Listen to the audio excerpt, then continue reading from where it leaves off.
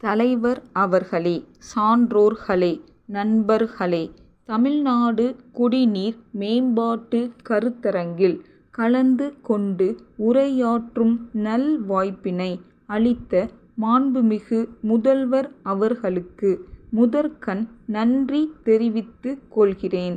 இயற்கை சூழல்களாலும் பருவநிலை மாற்றங்களாலும் ஆண்டுக்காண்டு மழை வளம் குறைந்து கொண்டே வருகிறது. இதற்கு நேர் எதிர் விகிதத்தில் மக்கள் தொகை பெருகி கொண்டு இருக்கிறது. அத்தனை மக்களுக்கும் சுத்தமான பாதுகாக்கப்பட்ட குடிநீர் வழங்க வேண்டியது அரசின் அத்தியாவசிய கடமைகளில் ஒன்றாக இருக்கிறது என்பதை நீங்கள் நன்கறிவீர்கள். வானம் பொய்த்ததால் குடிநீர் ஏரிகள் பெரும்பாலும் வறண்ட நிலையிலே உள்ளன. அதனால் நாம் நிலத்தடி நீரை பயன்படுத்த வேண்டி இருக்கிறது.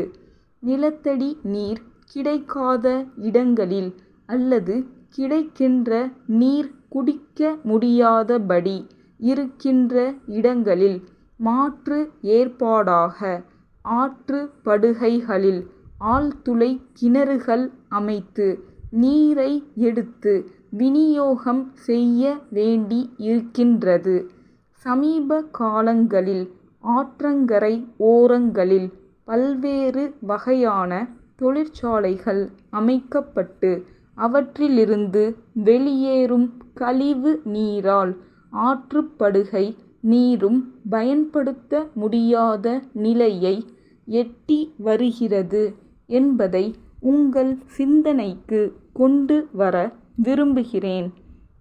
வீடுகளிலிருந்து வெளிவரும் கழிவு நீர் ஆங்காங்கே தேங்கி நின்று நிலத்தில் ஊறி நிலத்தடி நீர் பாழாவதை தடுக்கும் பொருட்டு கழிவு நீர் கால்வாய்கள் அமைக்கப்படுகின்றன. நகராட்சி பகுதிகளில் பாதாள சாக்கடை வசதி செய்யவும் நடவடிக்கை மேற்கொள்ளப்படுகிறது. இப்பணிகளுக்கு ஏற்படும் செலவில் 70% தொகையை மத்திய அரசு ஏற்றுக்கொள்கிறது. மீதமுள்ள தொகையை தொடர்புடைய நகராட்சிகள் ஏற்றுக்கொள்ளும் என்பதை தெரிவித்துக் கொள்கிறேன். மேலும் ஆற்று நீரோடு கழிவு நீர் கலப்பதால் ஏற்படுகின்ற பாதிப்புகள் பற்றியும் அவற்றை தடுப்பது பற்றியும் ஆய்வறிக்கை அளிப்பதற்காக அமைக்கப்பட்ட குழு தன்னுடைய அறிக்கையினை அரசுக்கு அளித்துள்ளது. அந்த குழுவின் பரிந்துரைகளின்படி கழிவு நீர் ஆற்றில் கலக்காமல் தக்க நடவடிக்கை எடுக்கப்பட்டு வருகின்றது. ஆற்றங்கரை ஓரங்களில் புதிய தொழிற்சாலைகள் தொடங்கப்படுவதற்கு தடை விதித்துள்ளோம்.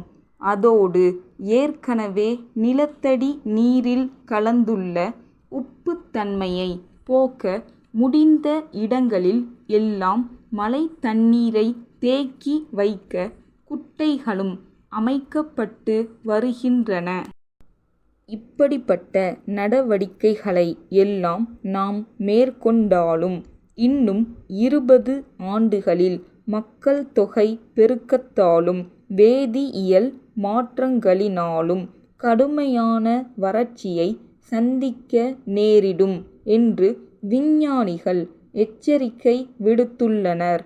அதனால் நாம் கடல் நீரை குடிநீராக மாற்றும் கட்டாயத்திற்கு தள்ளப்பட்டுள்ளோம். மேலை நாடுகள் சிலவற்றில் இத்திட்டம் வெற்றிகரமாக செயல்படுத்தப்பட்டு வருகின்றது. அதனை ஆராய்ந்து குறைந்த செலவில் குடிநீர் கிடைக்க தொழில்நுட்ப வல்லுநர் குழு ஒன்றை அமைத்து உரிய நடவடிக்கை மேற்கொள்ள இருக்கின்றோம் என்ற மகிழ்ச்சியான செய்தியை தெரிவித்து விடைபெறுகின்றேன். நாகப்பட்டினம் மீன் வளர்ச்சி மற்றும் பயிற்சி இணை இயக்குனர் திரு கு. மாதவன், சென்னை மீன்துறை இயக்குனருக்கு எழுதிய கடிதம். ஐயா, நாகப்பட்டினம் மண்டலத்தில் உதவி இயக்குனர்களாக பணியாற்றி வரும் இருவரின் பதவிக்காலம் வரும் செப்டம்பர் திங்களில் பணி மூப்பின் காரணமாக முடிவடைகிறது. ஏற்கனவே 2 உதவி இயக்குனர் பணியிடங்கள் காலியாக உள்ளன.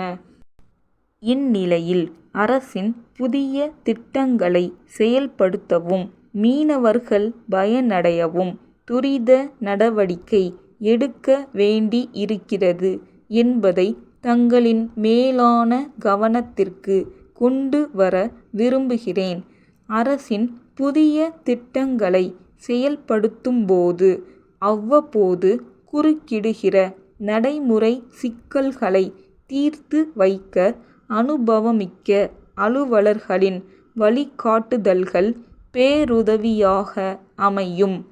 நாட்டு படகு, விசைப்படகு மீனவர்கள் இடையே ஏற்படுகின்ற சண்டை சச்சரவுகளை தீர்த்து வைப்பதே பெரும் பிரச்சனையாக இருக்கிறது. மேலும் இறால், நண்டு போன்றவற்றின் ஏற்றுமதிக்கு புதிய வசதி வாய்ப்புகள் உருவாகி இருக்கின்றன. அவற்றை நல்ல முறையில் பயன்படுத்திக் கொள்ள வேண்டும். ஆகவே காலி இடங்களை நிரப்ப நடவடிக்கை எடுக்க வேண்டுகிறேன். தங்கள் நம்பிக்கையுள்ள